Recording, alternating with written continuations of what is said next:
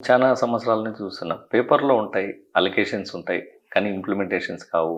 అవి budget allocation అనేది figure ఒకటి. కోట్లల్లో చూపిస్తారు గానీ, గ్రౌండ్ లెవెల్‌లో ఆ 1 ఇయర్‌లో అదంతా ఖర్చు చేస్తారా? ఖచ్చితంగా జరగదు. I know.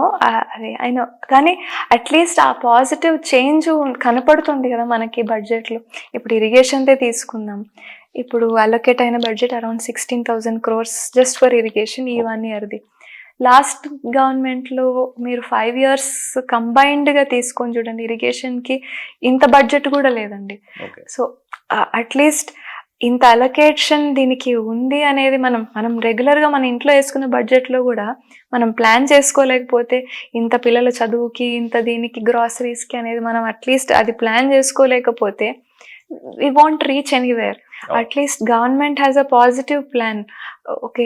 ఎంత ఇంపార్టెంట్ ఉన్న దీనికి ఇంత అలొకేషన్ ఉంది. వేరే లెస్ ఇంపార్టెంట్. ఏది లెస్ ఇంపార్టెంట్ కాదు. కానీ వాటెవర్. ఒక్కొక్క దానికి ఒక్కొక్క బడ్జెట్ అలొకేషన్ చేసుకొని అట్‌లీస్ట్ అది రీచ్ అయ్యే గోల్‌కి you can work for it. అందుకే ఈ బడ్జెట్ అనేది దానికోసం తయారు చేస్తారు.